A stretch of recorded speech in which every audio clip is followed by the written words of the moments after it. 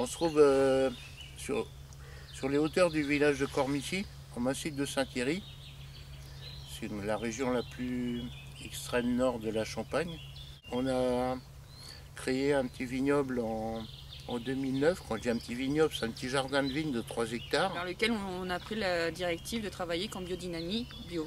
Donc tout ça certifié. Donc toutes nos vignes, pour la moitié, ont été certifiées à partir de 2009. Et maintenant, nous sommes en reconversion complète depuis 2011. Voilà, c'est tout notre vignoble, qui est réparti sur la moitié sur le massif de Saint-Thierry où nous sommes, et sur l'autre moitié sur la vallée de la Marne où on a tous nos pinots meuniers. Alors ici, on est sur la parcelle des Rachets. C'est un petit peu le fleuron de la maison.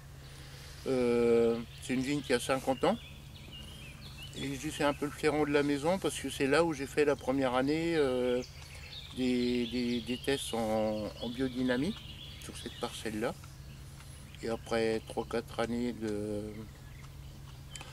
de culture en biodynamie sur cette parcelle-là, on a pris la décision de convertir l'ensemble du vignoble au regard des résultats qu'on avait au niveau organoleptique, avec beaucoup plus d'expression sur les vins, beaucoup plus de caractère.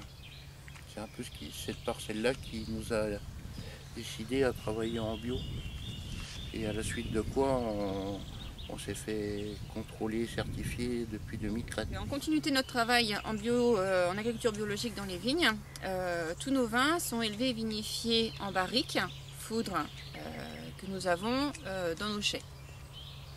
Donc dès la vendange, tous nos mousses sont mis directement en barrique, où on fait fermentation alcoolique, fermentation malolactique dans la barrique, et bâtonnage d'élite tous les 12 jours, avant les houillages. Et oui, comme disait Delphine, on a plusieurs types de barriques. On a des bourguignonnes, des bordelaises, des demi-muits et des foudres.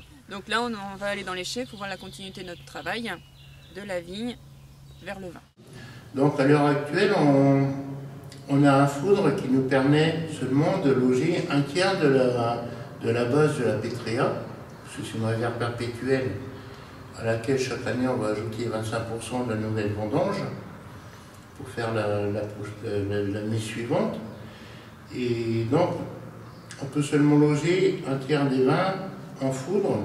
Pourquoi en foudre? Parce qu'il y en a beaucoup moins d'oxydation que sur des barriques bordelaises ou bourguignonnes où les mérins sont beaucoup plus fins. Et donc sur des barriques, on a beaucoup plus d'oxydation. Donc le projet aujourd'hui, c'est de racheter un foudre pour compléter le logement de la cuvée Pétréa, de la réserve perpétuelle. Donc aujourd'hui, nous avons besoin de vous pour nous aider à concrétiser ce projet qui nous tient à cœur et ainsi faire évoluer nos vins comme nous le désirons.